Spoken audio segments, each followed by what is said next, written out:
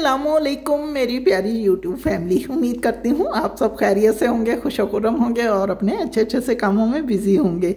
अल्हम्दुलिल्लाह में आप सबको वेलकम कहती हूँ। खून जमा देने वाली सर्दी, इतनी सर्दी के यकीन कीजिए कि बर्दाश्त से बाहर है। और आज मैं एक ऐसा ज़बरदस्त तरीका निकाल के ले आई हूँ सर्दी से बचने का कि जब मैं आपको बताऊँगी यकीनन आप मुझे दुआएं देंगे। और उसके अलावा स्वेटर या जर्सी को पहनने का एक यूनिक तरीका भी शेयर करने जा रही हूँ। इसके अलावा कुछ टिप्स एंड ट्रिक्स होंगे मेरे किचन से जो कि बहुत ही ज़्यादा यूज़फुल हैं। तो सबसे पहले सर्दी की बात करते हैं कि पूरे दिन के कामकाज के बाद थोड़ी देर के लिए जब रेस्ट करने के लिए अपने बेड की तरफ आएँ तो बेड इतना ज़्यादा गीला गीला लगता है जैसे पता नहीं यहाँ पर किसी ने पानी छिड़काव कर दिया हो, क्योंकि हवा में नमी की मौजूदगी बहुत ज़्यादा होती है जिसकी वजह से बेड बहुत ही ज़्यादा ठंडा ठंडा लगता है। तो इसके लिए हमने क्या करना है जी, प्रेस को गर्म कर लेना है, आयरन को गर्म करेंगे और जी अपने बेड पर यानी बेडशीट पर या फिर मैट्रेस पर खूब अच्छे से प्रेस करेंगे। अभी बात यहाँ ख़त्म नहीं होती, आगे जाकर भी हम कुछ करने वाले हैं। तो जी ये जब हम आयरन करेंगे अपने बेड पर तो यकीन कीजिए कि यहाँ से जितनी भी सर्दी की लहर है वो सारी की सारी दूर हो जाएगी, बहुत ही सुकूनदेह जगह बन जाएगी। सर्दी में कॉटन की बेडशीट्स को अवॉइड करना चाहिए, पतली बेडशीट्स बिल्कुल भी नहीं होनी चाहिए। पतली बेडशीट्स की वजह से बेड बहुत ज़्यादा ठंडा ठंडा लगता है, बेसुकूनी होती है, नींद नहीं आती और बहुत ज़्यादा ठंड लगने की वजह से यानी पूरा जिस्म जो है वो अजीब तरह की कश्मकश में रहता है, पूरी रात इंसान बेचैन ही गुजारता है। मोटी बेडशीट कोशिश कीजिए कि गर्मियों में एसी के लिए जो कंफर्टर यूज़ किए जाते हैं वो इन दिनों में बेडशीट्स के तौर पर ही यूज़ किए जाएँ। उसके बाद जी हमने क्या करना है कि हम अपने लिए जो भी ब्लैंकेट या फिर रज़ाई लिहाफ वगैरह इस्तेमाल करते हैं उसको पूरे बेड पर फैला के रखें। पूरे बेड पर फैलाने का हमें फ़ायदा ये होगा कि हमारा बेड बहुत ही ज़्यादा कुजी कुजी रहेगा और बहुत ही शानदार एक हल्की फुल्की सी गर्माइश इसमें रहेगी, बिल्कुल भी ठंडा नहीं होगा। और जब हम अपने बेड पर जाएंगे तो बेड इतना अच्छे तरीके से वार्म हो चुका होगा कि यकीन कीजिए कि उसमें बैठकर काम करने को भी दिल करेगा, बातें करने को भी दिल करेगा और टीवी देखने को भी दिल करेगा। खास तौर पर सख्त सर्दी में ब्लैंकेट्स के अंदर बैठकर काम करने वाले जो कि मोबाइल पर काम करना हो या फिर लैपटॉप्स पर काम करना हो या बच्चों ने स्टडीज़ करनी हो, उनके लिए ये तरीका बेहद अच्छा है। जी अब आ जाते हैं एक दूसरे काम की तरफ। ये इतना यूनिक वर्क है कि आप इसको देखकर हैरान रह जाएंगे और यकीनन इस पर अमल भी करेंगे। अगर आपके घर में बहुत ही छोटे छोटे से बच्चे हैं तो छोटे बच्चे जो होते हैं सर्दियों में उनको बहुत ज़्यादा ठंड लगने की वजह से वो बार बार पूरी रात शुशु करते रहते हैं, जिसकी वजह से उनके बिस्तर, उनकी गदोलियाँ, उनकी झोलियाँ वगैरह सारी चेंज करते रहना पड़ती हैं। और वैसे भी छोटे बच्चों की जितनी भी चीज़ें हों कम ही पड़ती हैं, इनके लिए जितना कुछ भी बना के रखा जाए ज़्यादा बेहतर है। तो जी इस जर्सी को हम छोटे बच्चे के लिए एक बहुत ही खूबसूरत सा बेड बना रहे हैं, यानी उसका बिस्तर बना रहे हैं। तो जी ये जो स्लीव्स हैं इनको हमने अंदर की तरफ निकाल लेना है। ये देखिए जिस तरह मैं निकाल रही हूँ इसे अंदर की तरफ ले जाना है। अगर स्लीवलेस है यानी स्वेटर है तो उसका भी एक हल है।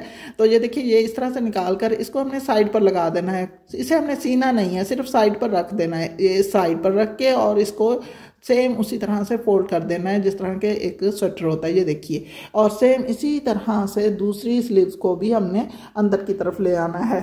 मार्केट से अच्छे बच्चों के लिए हमें बिस्तर वगैरह मिल सकते हैं, हर चीज़ मार्केट से हमें अवेलेबल है। लेकिन यहाँ पर मेरे इन चीज़ों के बताने का मकसद ये होता है कि हम अपने घर में पड़ी हुई चीज़ों को क्यों ना इस्तेमाल करें और अपना दिमाग लड़ाएं और मार्केट से भी ज़्यादा अच्छी चीज़ें बनाकर अपने घर में यूज़ कर सकते हैं। हमने इसके बिल्कुल सेंटर में रखनी है जी एक शीट, और उस शीट के लिए हमें कोई पुराना घर में पड़ा हुआ पिलो भी चाहिए होगा। तो पिलो जो हैं वो घर में अक्सर होते ही हैं, तो सूती पिलो होना चाहिए, रेशमी नहीं होना चाहिए, या फिर अगर वेलवेट टाइप का हो तो वो और भी ज़्यादा अच्छा है।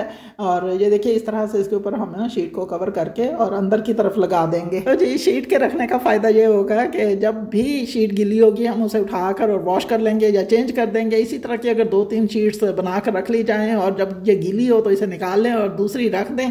यहाँ पर काम मुकम्मल नहीं हुआ, अभी कुछ काम बाकी है। तो हमने इसे नीचे से जी अच्छी तरह से बंद कर देना है, चाहे मशीन से करें या फिर एक मजबूत थ्रेड से हम नीचे वाली साइड को अच्छी तरह से बंद कर देंगे। ज़्यादा बेहतर यही है कि हम इसे सिलाई मशीन के साथ ही बंद करें। अच्छे से मजबूती से सीने के बाद जी हमने मेरे पास सिलाई मशीन जो है वो इस वक्त उसकी हालत बेहतर नहीं थी और मैंने इसे सुई धागे के साथ ही अच्छी तरह से मजबूत कर दिया। 2 से 3 बार मैंने इसको अच्छी तरह से इधर से उधर जाकर सिलाई लगाई है और ये बहुत ही अच्छे से मजबूत हो गया। साथ साथ मैं ये बताना चाहूँगी कि अगर हमारे पास जर्सी है और जो कि मैंने आपके सामने ये दिखाई है, अगर हमारे पास स्वेटर है तो उसके तो स्लीव्स नहीं होंगी, तो उसकी स्लीव्स की जगह को हम सेम इसी तरह से बंद कर देंगे। और ये देखिए जी, ये बच्चे के लिए एक शानदार गर्म वार्म कूजी एक बिस्तर उसका तैयार हो गया है। बस यहाँ से बटन खोलिए और बच्चे को अंदर इसके लिटाइए और बटन बंद कर दीजिए और ये देखिए बच्चा बहुत ही ज़्यादा सुकून में रहेगा क्योंकि गरम गरम बिस्तर उसे मिलेगा। और जैसे ही पता लगे कि जी बच्चे ने कुछ गीला वीला कर दिया है तो उठाएं और उसके बाद जी बच्चे को भी नीट एंड क्लीन करें और इसकी शीट को भी चेंज कर दें। तो है ना बच्चों के लिए शानदार सी चीज़ जो कि हमारे में घर में पड़ी हुई है, खूबसूरत सी वेस्ट स्वेटर की वजह से हमने तैयार कर ली। यही चीज़ अगर हम जाकर मार्केट से लें तो कितनी महंगी मिले, और घर में पड़ी हुई चीज़ों को अगर अपने हाथ से ही बनाया जाए तो वो ज़्यादा अच्छी भी बनती हैं, मजबूत भी बनती हैं और खूबसूरत भी बनती हैं। अगर आपको ये तरीका पसंद आया हो तो मुझे कमेंट में ज़रूर बताइएगा।